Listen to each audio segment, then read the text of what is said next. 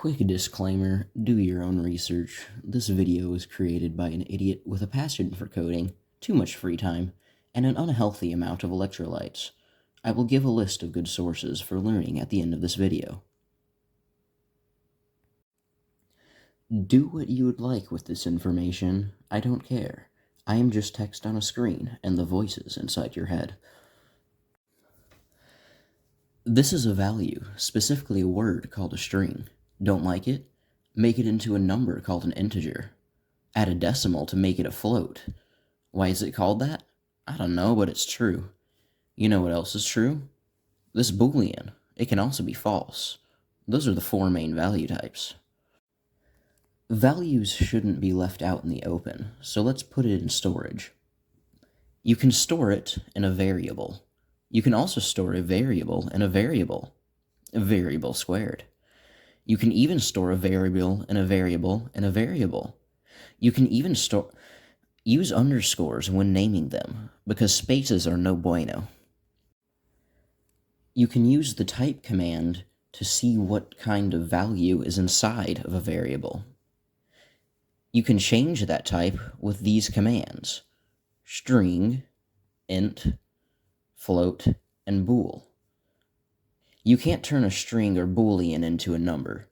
Turning a number into a boolean will always return true unless it's 0, and strings will always return true unless blank. Another cool command is round, which can be used with floats. What does it do? Do I really need to explain what rounding is to you? Alright, well that's cool and all, but what can you even do with these variables? Show them off using the print command. Now 50% off. You can print strings, but also variables. Whoa. What's that place? That's the console. No, not like the Xbox. That's where the output is displayed. What's an output? It's what the input, or the code, returns. If you want to print different things at the same time, you can do that too. No, Timmy, not like that. Like this. That's an F string, which you can use to put variables inside of strings. Oh no, this is Geraldo. Geraldo just came back to his project after 18 years lost at sea. He doesn't remember what he was trying to do. He probably should have commented his code to prevent this. With comments, you can leave messages in your program or even make an outline before starting. So remember, kids, if you're ever planning to get lost at sea for 18 years like Geraldo, comment your code before leaving. Fun fact intermission, did you know that Python isn't actually named after the snake? The creator, Guido van Rossum, really liked a British comedy at the time called Monty Python's Flying Circus, so he named it after that.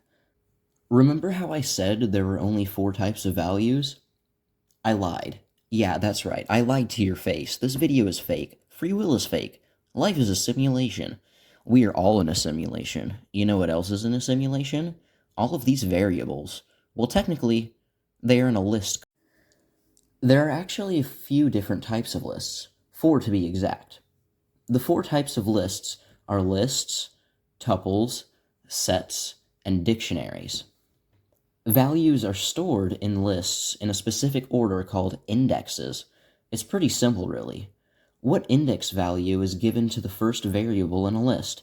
Is it 1, 15, -i cubed, or 0? That's right, it's 0. Why isn't it 1? I don't know, it just is. A value's index is its position in the list, -1. Now, back to the types of lists. What's the difference? Well, the main thing is mutability, or whether a list is mutable or not. If a list is mutable, that means it can be edited after being created using certain commands we will talk about later. Lists and dictionaries are both mutable. Tuples and sets are not. Sets and dictionaries don't allow any duplicates. Dictionaries have keys or labels that can be added to values. Dictionaries are the only type that don't remain ordered after creation, or this means the items don't maintain the position they were added at. You can also store lists inside of a list. You can even store lists inside of lists inside of lists. You can even store value check-in. How many types of values are we up to now? There's 4 main types, 4 list types, and variables as values. That's 9 types of values. Are there more? I guess you'll have to stick around to find out. What can you do with these lists? Well, you can print them as a whole, or just a specific index of it. If a list is mutable, you can edit them using the following commands. Append adds to it. Pop removes the last value. Remove removes a specific item from it. Insert adds a value at a specific index. Clear clears the entire list. And extend combines 2 lists into one. You can edit a specific index by setting it equal to a new value. You can also change what type of list you are working with the commands list, tuple, and set. Want to gather data about a list? The len, or length command, returns the length of a list, and count tells you how many times something specific appears in a list. A nice combo is len set, which returns the number of unique items in a list by taking the length after removing duplicates. Want to learn how to compare stuff and make loops? Too bad, I'm out of time. That's for another part.